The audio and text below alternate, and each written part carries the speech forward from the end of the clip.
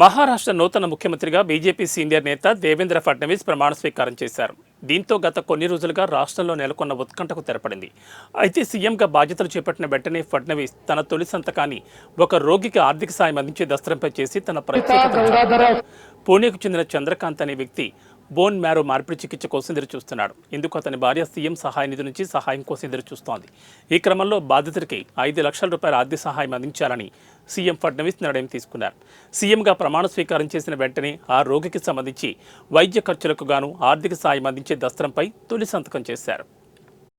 मी महाराष्ट्र राज्याचा मुख्यमंत्री म्हणून माझी कामे निष्ठापूर्वक व सत्सद विवेक बुद्धीने पार पाडेल आणि संविधान व कायदा यानुसार सर्व तऱ्हेच्या लोकांना मी निर्भयपणे व निपक्षपातीपणे तसेच कोणाच्याही विषयी ममत्वभाव किंवा आकस न बाळगता न्याय वागणूक देईन.